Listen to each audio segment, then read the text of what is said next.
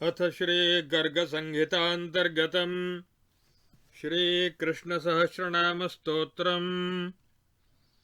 गर्ग उवाच अथोग्रसेनो नृपतिः पुत्रस्याशां विसृज्य च व्यासं पप्रच्छ सन्देहं ज्ञात्वा विश्वं मनोमयम्। उग्रसेन उवाच ब्रह्मन् केन प्रकारेण हित्वा च जगतः सुखं भजेत् कृष्णं परं ब्रह्म तन्मे व्याख्यातुमर्हसि। व्यास उवाच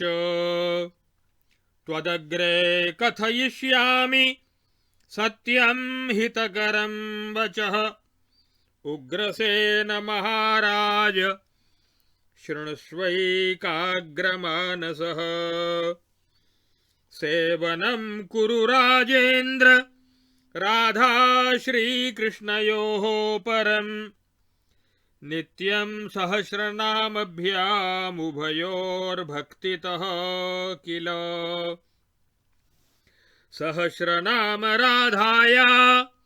विधिर्जानाति भूपते शंकरो नारदश्चैव केचिद्वै चास्मदादयः। उग्रसेन उवाच राधिका नाम साहस्रं नारदाच्च पुरा श्रुतम् एकान्ते दिव्यशिबिरे कुरुक्षेत्रे रविग्रहे। न श्रुतं नाम साहस्रं कृष्णस्याक्लिष्टकर्मणः वद तन्मे च कृपया येन श्रेयोऽहमाप्नुयाम्। गर्ग उवाच श्रुत्वोग्रसेन वचनं वेदव्यासो महामुनिः प्रशस्य तं प्रीतमनाः प्राह कृष्णं विलोकयन्। व्यास उवाच शृणु राजन् प्रवक्ष्यामि सहस्रं नाम सुन्दरं पुरा स्वधाम्नि राधायै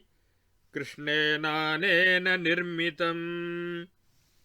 श्रीभगवानुवाच इदं रहस्यं किल गोपनीयं दत्ते च हानिः सततं भवेद्धि मोक्षप्रदं सर्वसुखप्रदं शं परं परार्थं पुरुषार्थदं च। रूपं च मे कृष्णसहस्रनाम पठेत्तु मद्रूप इव प्रसिद्धः।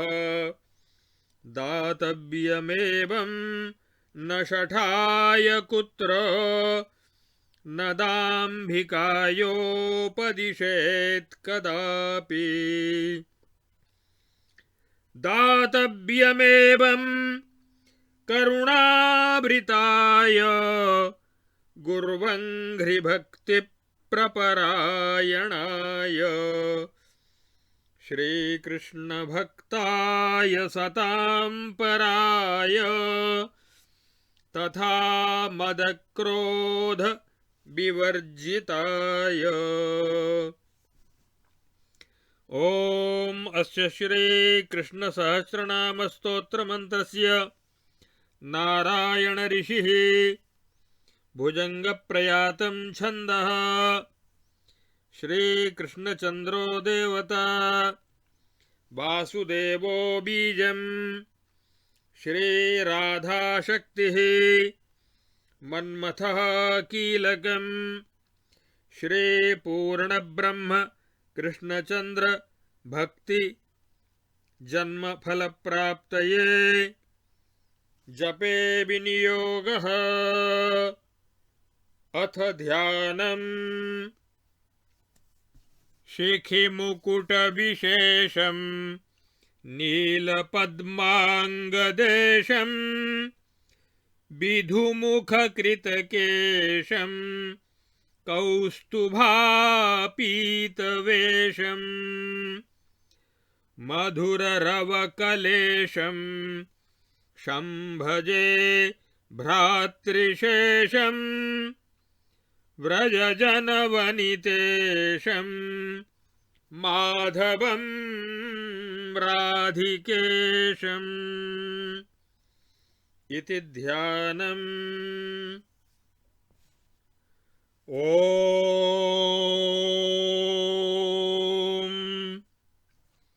हरिर्देवकी नन्दनः कंसहन्ता परात्मा च पीताम्बरः पूर्णदेवः रमेशस्तु कृष्णः परेशः पुराणः सुरेशोच्युतो वासुदेवश्च देवः धराभारहर्ता कृतिराधिकेशः परो भूवरो दिव्यगोलोकनाथः सुदाम्नस्तथा राधिकाशापहेतुर्घृणी मानिनी मानदो दिव्यलोकः लसद्गोपवेशो ह्ययो राधिकात्मा चलत्कुण्डलः कुन्तली कुन्तलश्रक् रथस्थः कदा राधया दिव्यरत्नः सुधासौधभूचारणो दिव्यवासाः कदा वृन्दकारण्यचारी स्वलोके महारत्नसिंहासनस्थः प्रशान्तः महाहंसभैश्चामरैर्बीज्यमानश्चलच्छत्रमुक्तावली शोभमानः सुखी कोटिकन्दर्पलीलाभिरामः क्वणन्नूपुरालङ्कृताङ्घ्रिः शुभाङ्घ्रिः सुजानुश्चरम्भाशुभोरुः कृशाङ्गः प्रतापी भुषुण्डासुदोर्दण्डखण्डः जपापुष्पहस्तश्च शातोदरश्रीर्महापद्मवक्षस्थलश्चन्द्रहासः लसत्कुन्ददन्तश्च बिम्बाधरश्रीः शरत्पद्मनेत्रः किरीटोज्ज्वलाभः सखी कोटिभिर्वर्तमानो निकुञ्जे प्रियाराधया राससक्तो नवाङ्गः धरा ब्रह्मरुद्रादिभिः प्रार्थितः सद्धराभारदूरीकृतार्थं प्रजातः यदुर्देवकी सौख्यदो बन्धनच्छित् सशेषो विभुर्योगमायी च विष्णुः व्रजे नन्दपुत्रो यशोदासुताख्यो महासौख्यदो बालरूपः शुभांगः तथा पूतना मोक्षदः श्यामरूपो दयालुस्त्वनो भञ्जनः पल्लवाङ्घ्रिः तृणावर्तसंहारकारी च गोपो यशोदा यशो विश्वरूपप्रदर्शी तथा गर्गदिष्टश्च भाग्योदयश्रेः लसद्वालकेलिः स रामः सुवाचः क्वणन्नूपुरैः शब्दयुङ्रिङ्गमाणस्तथा जानुहस्तैर्व्रजेशाङ्गणे वा दधिस्पृक्च हैयङ्गवीदुग्धभोक्ता दधिस्तेयकृद्दुग्धभुग्भाण्डभेत्ता मृदं भुक्तवान् गोपयो विश्वरूपः प्रचण्डांशुचण्डप्रभामण्डिताङ्गः यशोदाकरैर्वर्धनं प्राप्त आद्यो मणिग्रीवमुक्तिप्रदो दामबद्धः कदा नृत्यमानो व्रजे गोपिकाभिः कदानन्दसन्नन्दकैर्लाल्यमानः कदा गोपनन्दाङ्कगोपालरूपी कलिन्दाङ्गजाकूलगो वर्तमानः घनैर्मारुतैश्छन्नभाण्डीरदेशे गृहीतो वरो राधयानन्दहस्तात्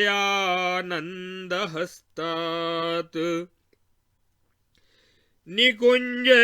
च गोलोकलोकागतेऽपि महारत्नसङ्घैः कदम्बावृतेऽपि तदा ब्रह्मणा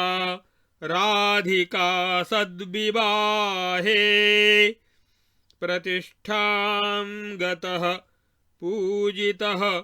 साममन्त्रैः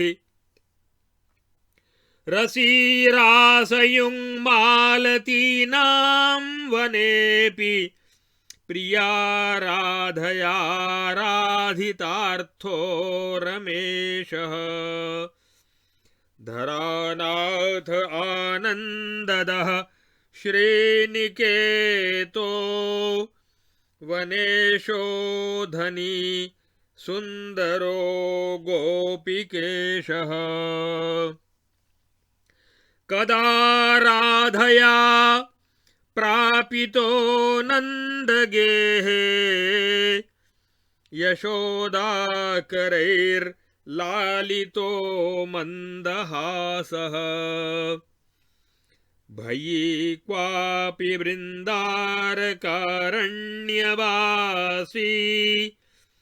महामन्दिरे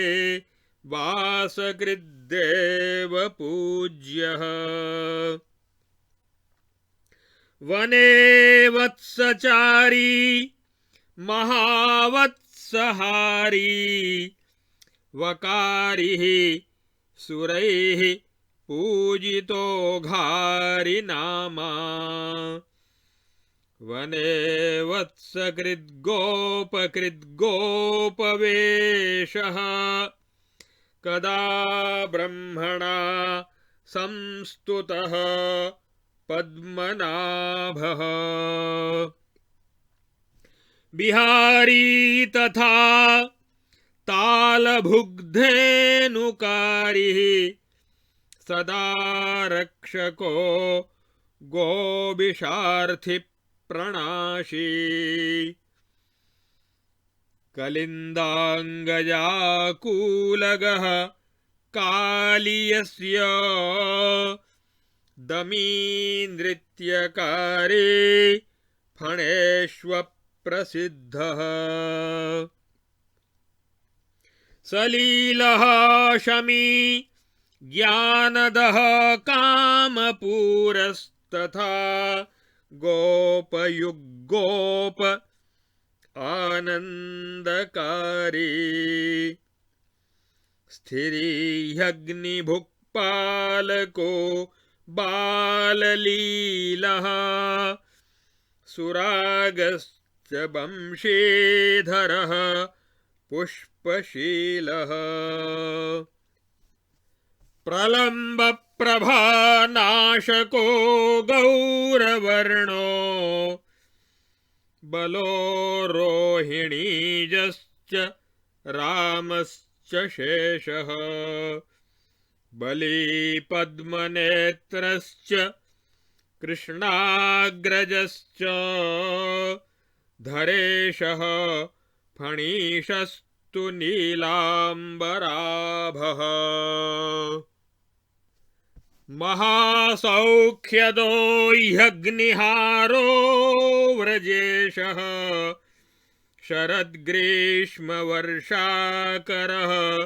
कृष्णवर्णः व्रजे गोपिका पूजितश्चीरहर्ता कदम्बे स्थितश्चीरदः सुन्दरीशः क्षुधानाशगृध्यज्ञपत्नी मनस्पृक् कृपाकारकः केलिकर्ता वनीशः ब्रजे शक्रयागप्रणाशी मिताशी शुनासीरमोहप्रदो बालरूपी गिरेः पूजको नन्दपुत्रो ह्यगध्रः कृपाकृच्च गोवर्धनोद्धारि नामा तथा वातवर्षाहरो रक्षकश्च ब्रजाधीश गोपाङ्गनाशङ्कितः सन्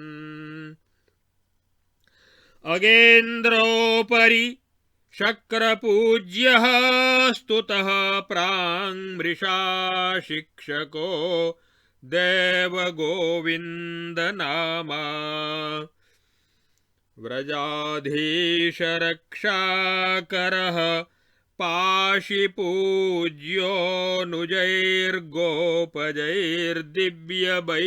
पाशिपूज्योऽनुजैर्गोपजैर्दिव्यवैकुण्ठदर्शी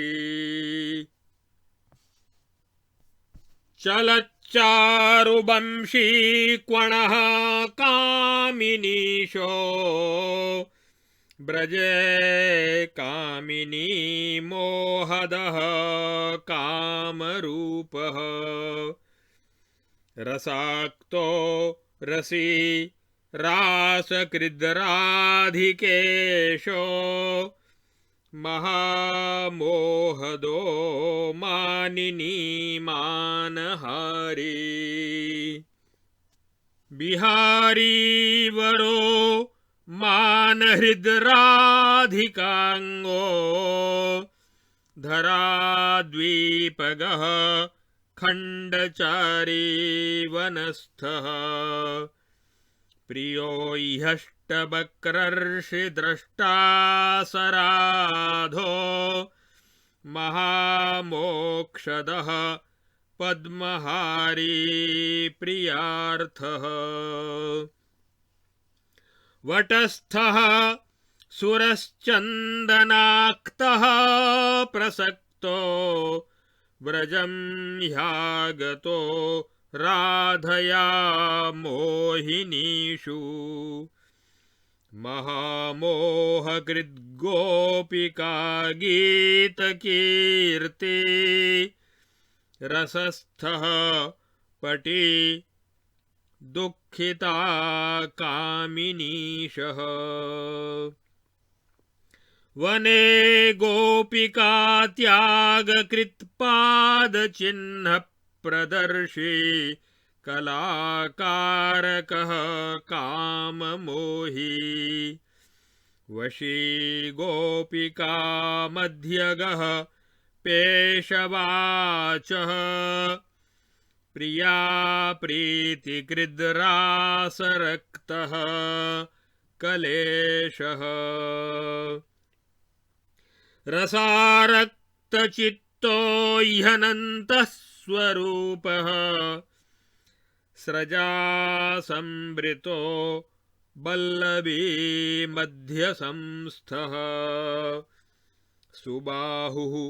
सुपादः सुवेशः सुकेशो ब्रजेशः सखा वल्लभेशः सुदेशः क्वणत्किङ्किणीजालभिन्नूपुराढ्यो लसत्कङ्कणो ह्यङ्गदीहारभारः किरीटी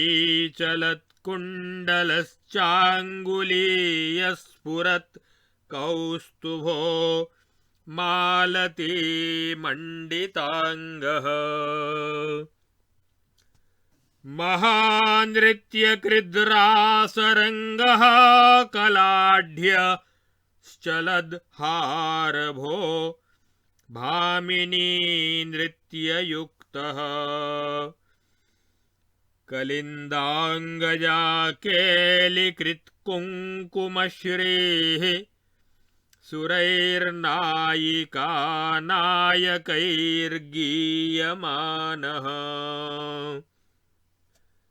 सुखाढ्यस्तु राधापतिः पूर्णबोधः कटाक्षस्मिति वल्गितभ्रूविलासः सुरम्योलिभिः कुन्तलालोलकेशः स्फुरद्बर्हकुन्दस्रजा चारुवेशः महासर्पतो नन्दरक्षापराङ्घ्रिः सदा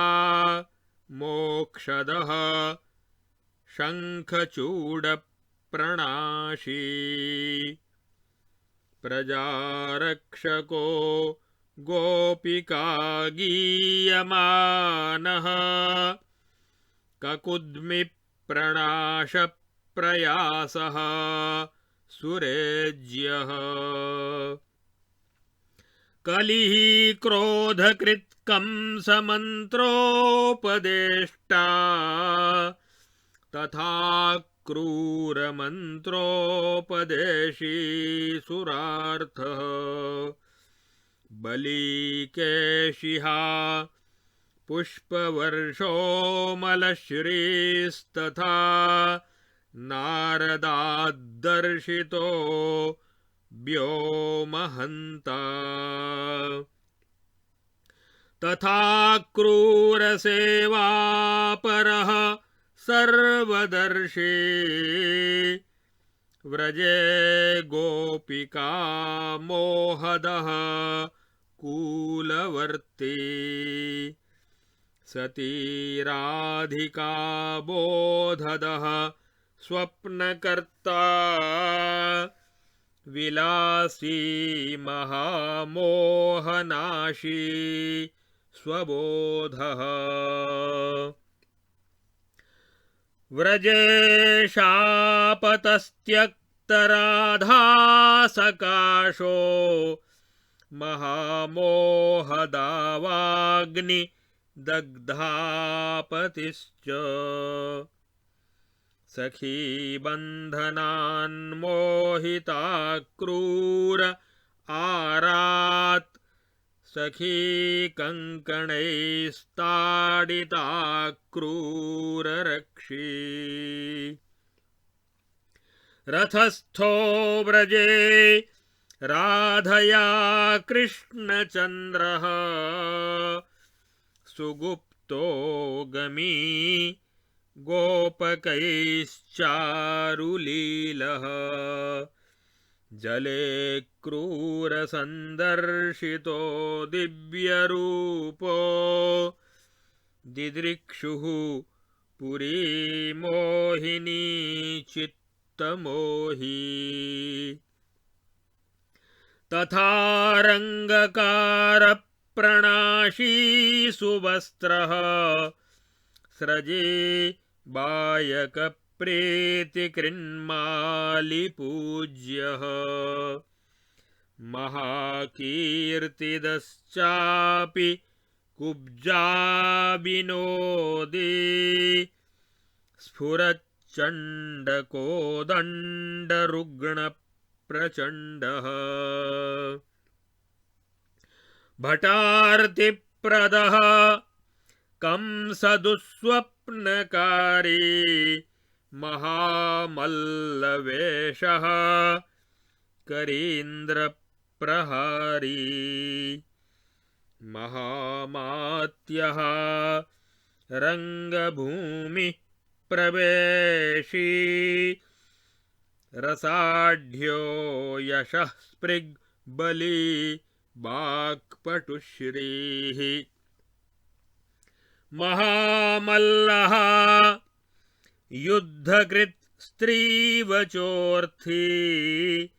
धरानायकः कंसहन्ता यदुः प्राक् सदा पूजितो ह्युग्रसेनः प्रसिद्धो धराराज्यदो यादवैर्मण्डिताङ्गः गुरोः पुत्रदो ब्रह्मविद् ब्रह्मपाठी महाशङ्खः दण्डधृक् पूज्य एव व्रजे युद्धवप्रेषितो गोपमोही यशोदाघृणी गोपिका ज्ञानदेशी सदा स्नेहकृत् कुब्जया पूजिताङ्गस्तथा क्रूरगेहं गमी मन्त्रवेत्ता तथा पाण्डवप्रेषिता क्रूर एव सुखी सर्वदर्शी नृपानन्दकारी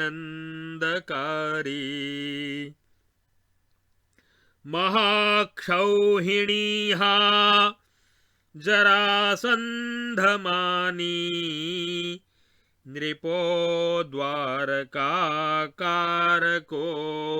मोक्षकर्ता रणी सार्वभौमस्तुतो ज्ञानदाता जरासन्धसङ्कल्पगृद्धावदङ्घ्री नगादुत्पतद्वारिका मध्यवर्ती तथा रेवती भूषणस्तालचिह्नः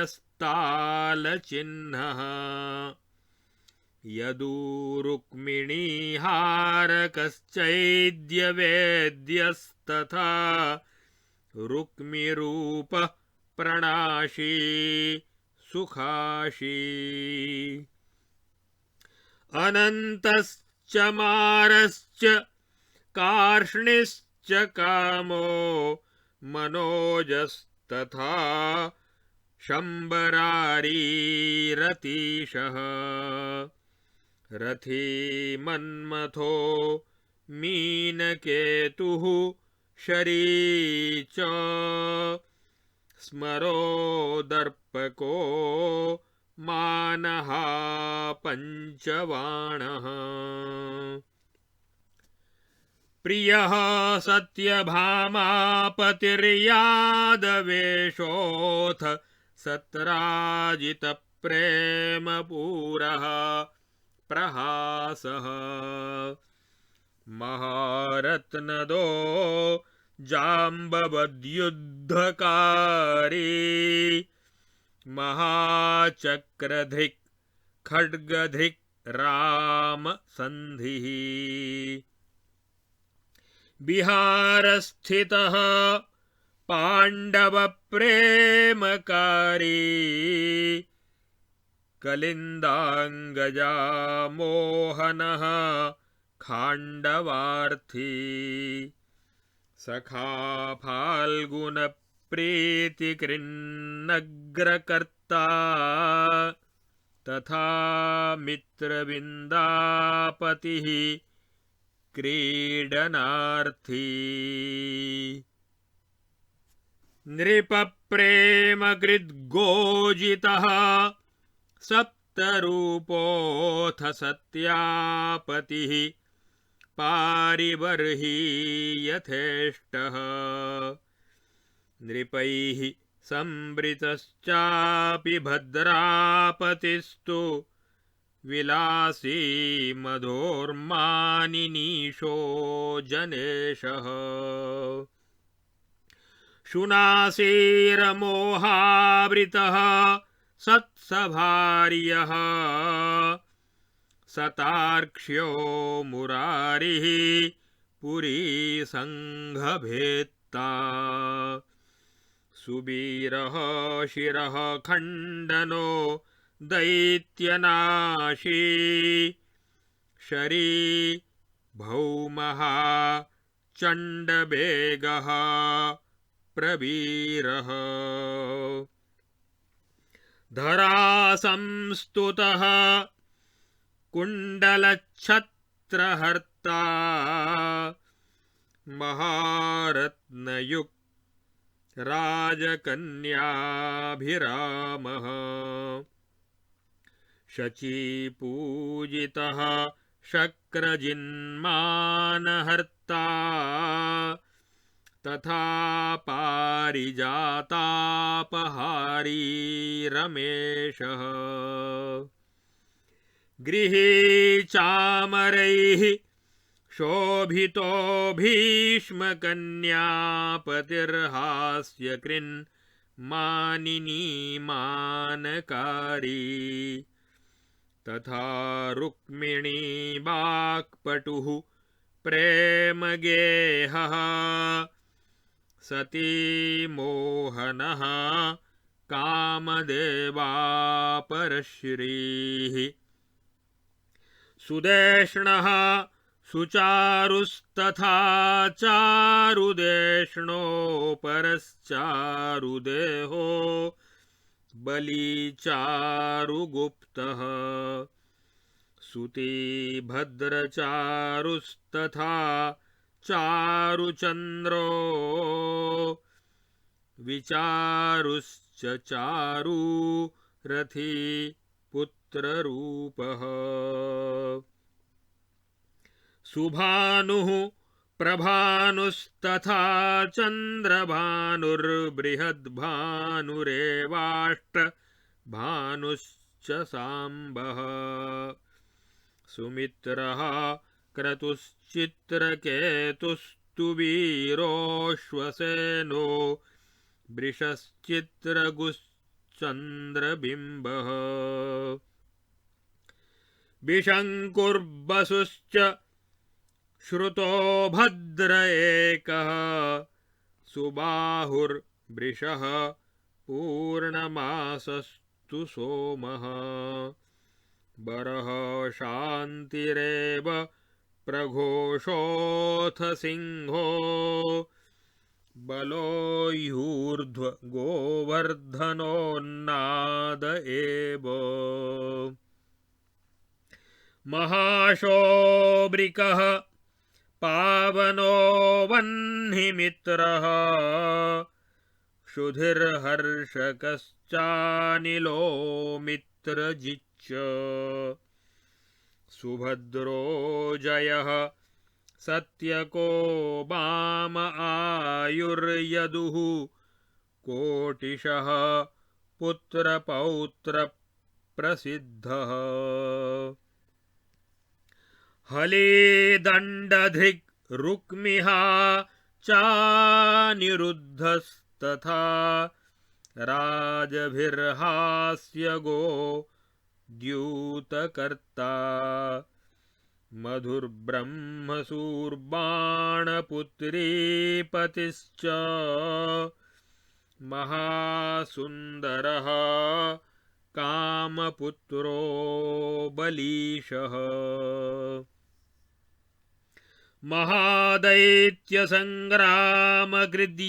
महादैत्यसङ्ग्रामकृद्यादवेशः पुरीभञ्जनो भूतसन्त्रासकारी मृधी रुद्रजिद्रुद्रमोही मृधार्थी तथा स्कन्दजित्कूपकर्णप्रहारी धनुर्भञ्जनो बाणमानप्रहारी ज्वरोत्पत्तिकृत् संस्तुतस्तु ज्वरेण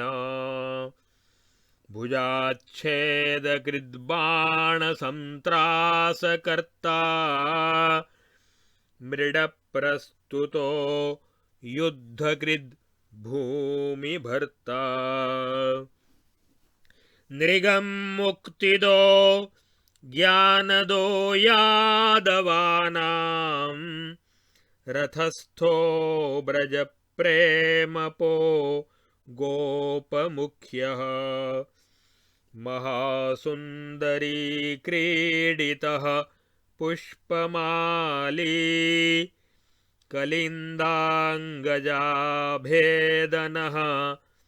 सीरपाणिः महादम्भिः पौण्ड्रमानप्रहारो शिरश्छेदकः काशिराजप्रणाशी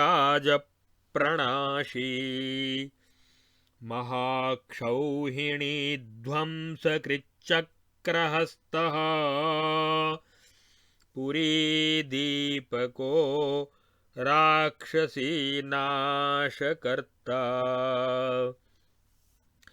अनन्तो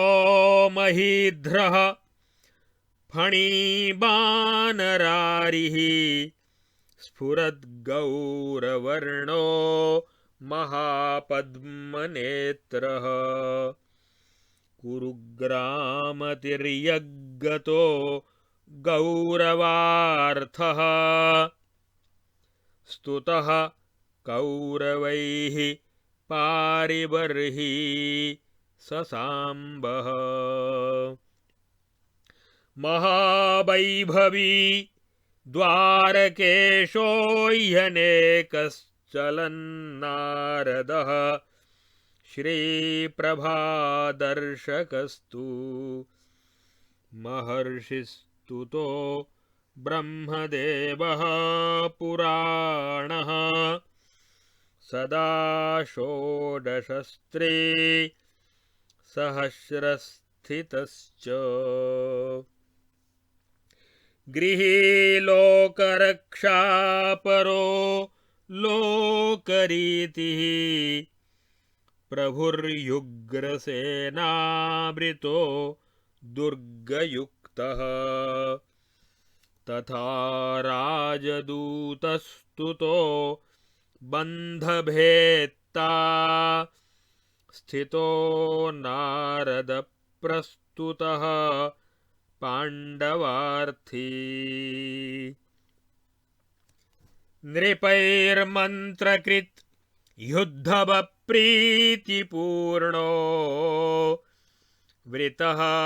पुत्रपौत्रैः कुरुग्रामगन्ता घृणीधर्मराजस्तुतो भीमयुक्तः परानन्ददो मन्त्रकृद्धर्मजेन दिशाजिद्बली राजसूयार्थकारी जरासन्धः भीमसेनः स्वरूपः तथा विप्ररूपो गदायुद्धकर्ता कृपालुर्महाबन्धनच्छेदकारी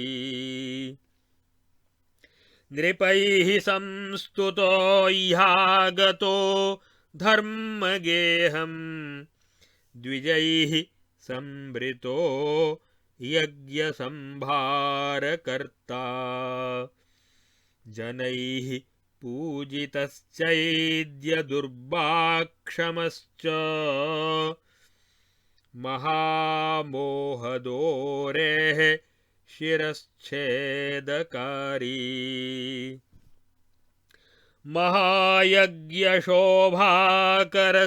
महायज्ञशोभाकरश्चक्रवर्ती नृपानन्दकारी बिहारी सुहारी सभासंवृतो मानहृत्कौरवस्य तथा शाल्वसंहारको यानहन्ता सभोजश्च वृष्णिर्मधुः शूरसेनो दशार्हो यदुर्ह्यन्धको लोकजिच्च द्युमन्मानः बर्मधृग्दिव्यशस्त्रे स्वबोधः सदा रक्षको दैत्यहन्ता तथा दन्तवक्त्रप्रणाशी गदाधृग् जगत्तीर्थयात्राकरः पद्महारः कुशीसूतहन्ता कृपाकृत्स्मृतिशोमलो वल्वलाङ्गः प्रभाखण्डकारी तथा भीमदुर्योधनज्ञानदाता परो रोहिणी सौख्यदो रेवतीशः महादानकृद् विप्रदारिद्र्यः च सदा प्रेमयुक् श्रीसुदाम्नः सहायः तथा भार्गवक्षेत्रगन्ता स रामोऽथ सूर्योपरागश्रुतः सर्वदर्शी महासेनया चास्थितः स्नानयुक्तो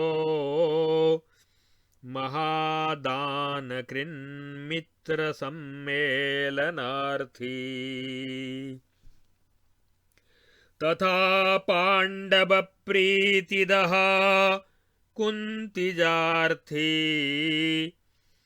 विशालाक्षमोहप्रदः शान्तिदश्च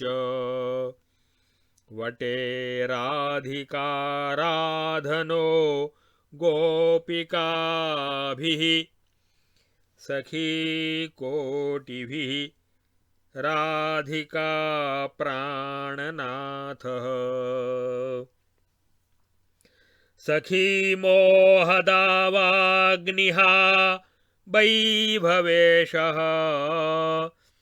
स्फुरत्कोटिकन्दर्पलीलाविशेषः सखी राधिका दुःखनाशी विलासी सखी मध्यगः शापः माधवीशः शतं वर्षविक्षेपहिन्नन्दपुत्रस्तथा नन्दबक्षो गतः शीतलाङ्गः यशोदाशुचः स्नानकृद्दुःखहन्ता सदा गोपिका नेत्रलग्नो व्रजेशः स्तुतो देवकी रोहिणीभ्यां सुरेन्द्रो रहो गोपिका ज्ञानदो मानदश्च तथा संस्तुतः पट्टराज्ञेभिराराद्धनी लक्ष्मणा प्राणनाथः सदा हि त्रिभिः षोडशस्त्रीसहस्रस्तुताङ्गः शुको व्यासदेवः सुमन्तुः सितश्च भरद्वाजको गौतमो ह्यासुरिः सद् वसिष्ठः शतानन्द आद्यः स रामः मुनिः पर्वतो नारदो धौम्य इन्द्रोऽसितोत्रिर्बिभाण्डः प्रचेताः कृपश्च कुमारः सनन्दस्तथा याज्ञवल्क्यः ऋभुर्इहङ्गिरा देवलः श्रीमृकण्डः मरीचीक्रतुश्चौर्वको लोमशश्च पुलस्त्यो भृगुर्ब्रह्मरातो वसिष्ठः नरश्चापि नारायणो दत्त एव तथा पाणिनिः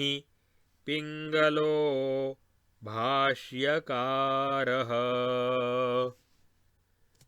सकात्यायनो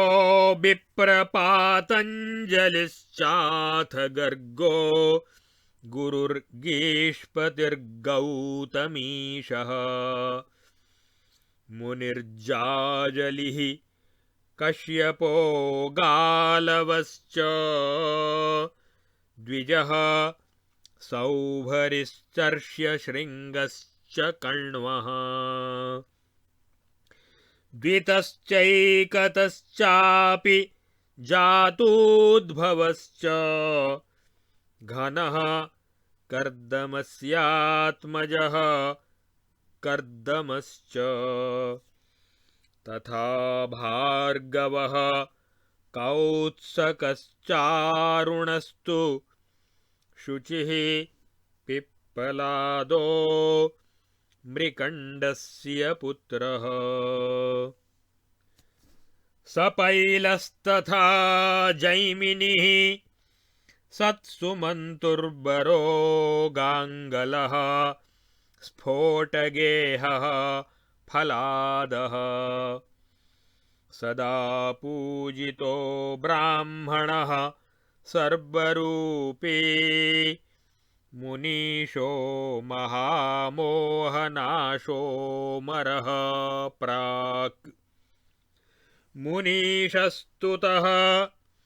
शौरिविज्ञानदाता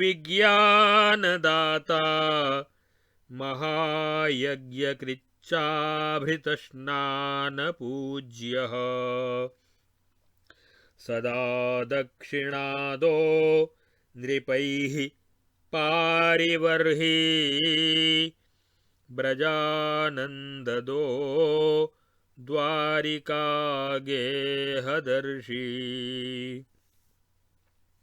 महाज्ञानदो देवकीपुत्रदश्चासुरैः पूजितो हीन्द्रसेनादृतश्च सदा फाल्गुनप्रीतिकृत् सत्सुभद्राविवाहे द्विपार्श्वप्रदो मानयानः भुवं दर्शको मैथिलेन प्रयुक्तो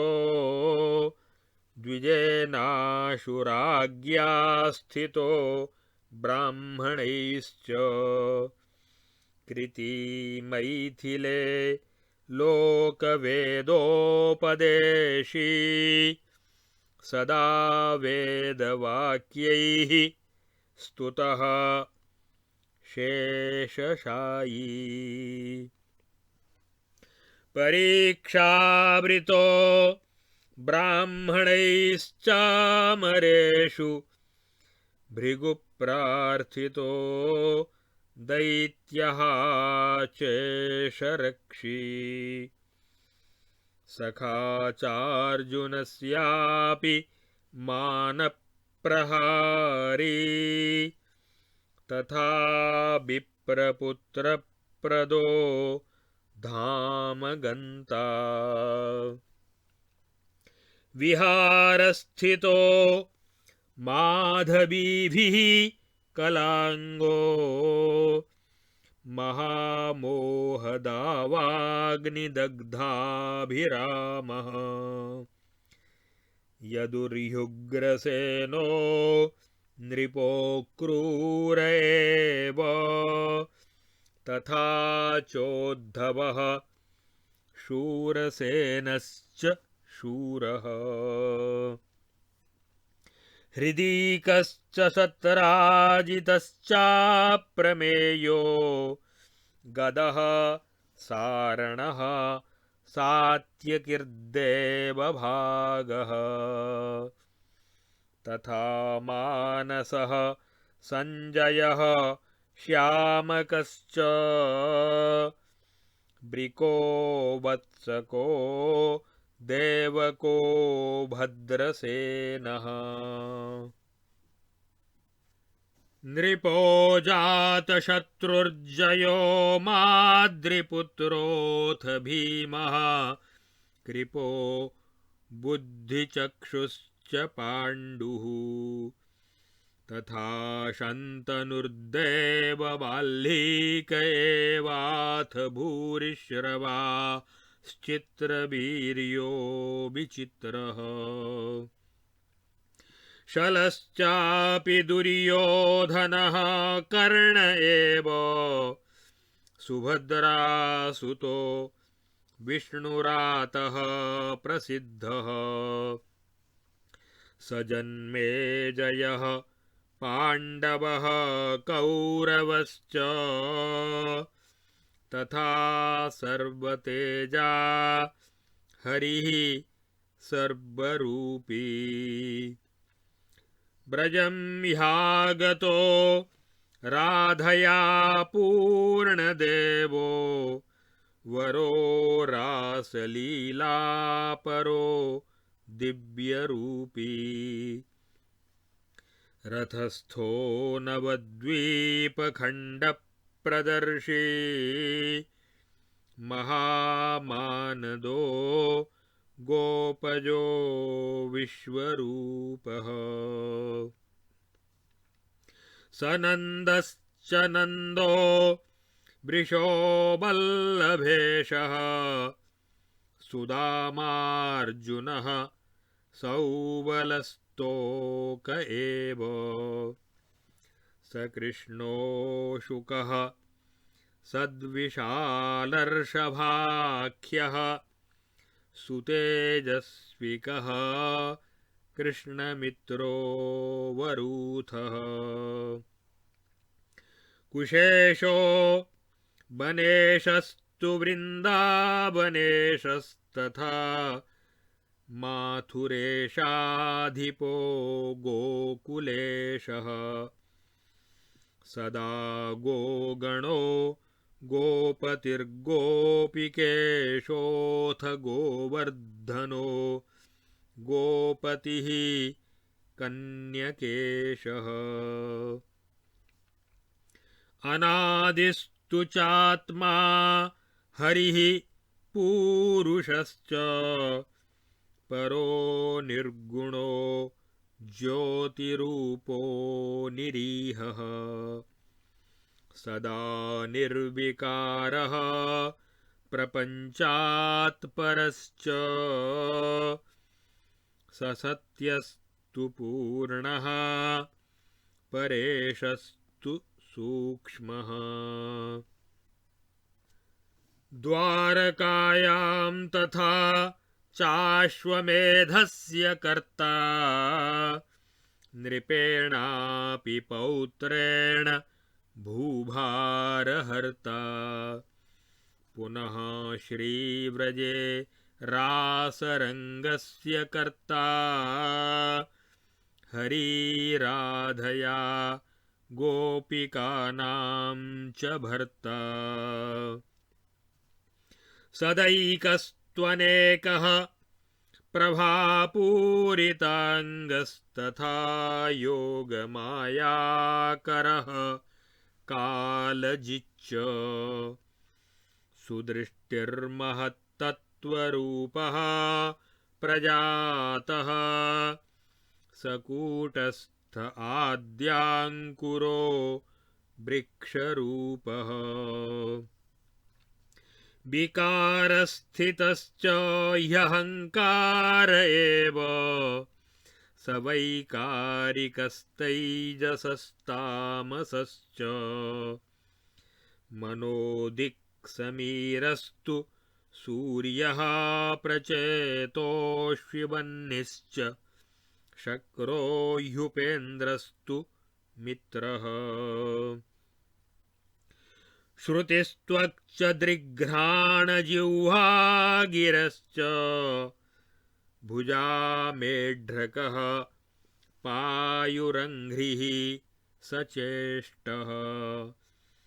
धरा व्योमवार्मारुतश्चैव तेजोऽथ रूपं रसो गन्ध शब्दस्पृशश्च। सचित्तश्च बुद्धिर्विराट् कालरूपस्तथा वासुदेवो जगत्कृद्धताङ्गः। तथाण्डेशयानः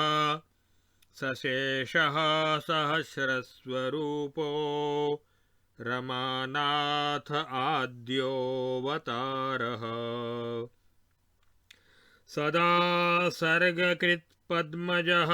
कर्मकर्ता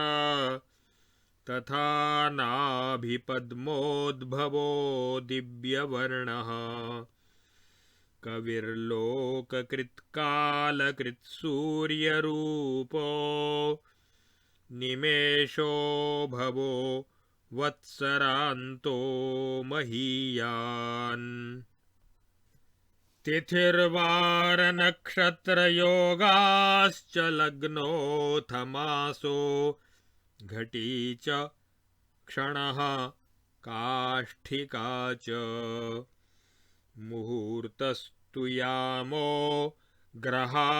यामिनी च दिनं चर्क्षमालागतो देवपुत्रः। कृतो द्वापरस्तु त्रितस्तत्कलिस्तु सहस्रं युगस्तत्र मन्वन्तरश्च। लयः पालनं सत्कृतिस्तत्परार्धं सदोत्पत्तिकृद्यक्षरो ब्रह्मरूपः। तथा रुद्रसर्गस्तु कौमारसर्गो मुनेः सर्गकृद्देवकृत्प्राकृतस्तु। श्रुतिस्तु स्मृतिः स्तोत्रमेवं पुराणं धनुर्वेद इज्याथ गान्धर्ववेदः। विधाता च नारायणः सत्कुमारो वराहस्तथा नारदो धर्मपुत्रः। मुनिः कर्दमस्यात्मजो दत्त एव स यज्ञो मरो नाभिजः श्रीपृथुश्च। सुमत्स्यश्च कूर्मश्च धन्वन्तरिश्च तथा मोहिनी नारसिंहः प्रतापी द्विजो वामनो रेणुकापुत्ररूपो मुनिर्व्यासदेवः श्रुतिस्तोत्रकर्ता धनुर्वेदभाग्रामचन्द्रावतारः स सीतापतिर्भारहृद् रावणारिः नृपः सेतुकृद्वानरेन्द्रप्रहारी महायज्ञकृद् राघवेन्द्रः प्रचण्डः बलः कृष्णचन्द्रस्तु कल्किः कलेशस्तु बुद्धः प्रसिद्धस्तु हंसस्तथाश्वः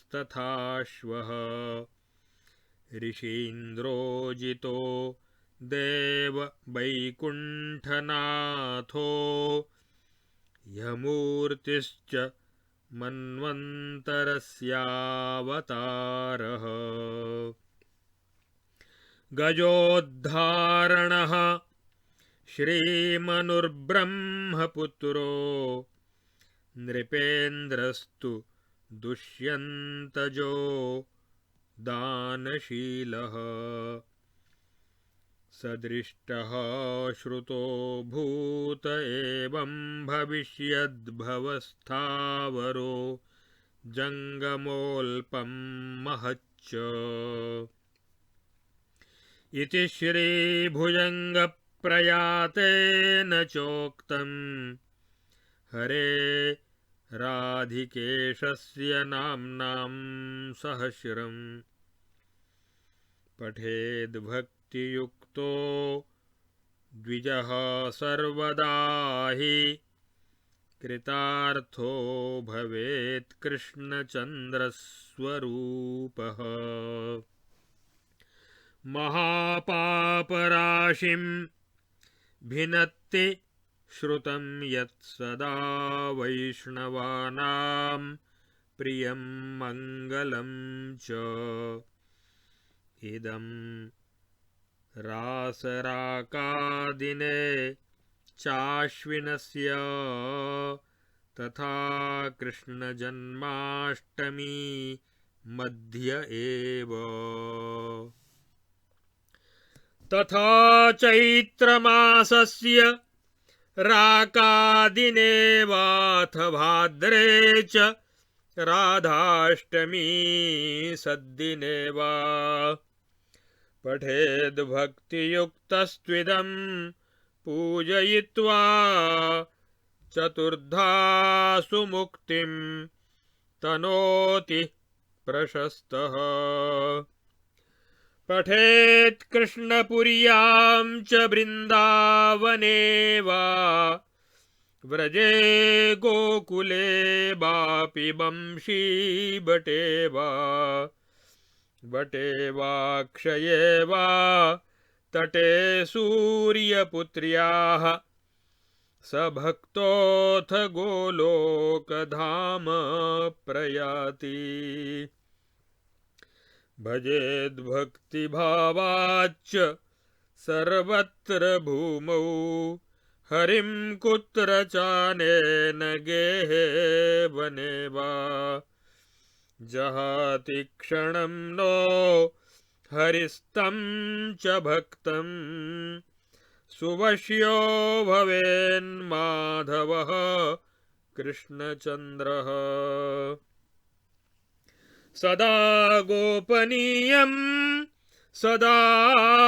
गोपनीयं सदा गोपनीयं प्रयत्नेन भक्तैः प्रकाश्यं न नाम्नां सहस्रं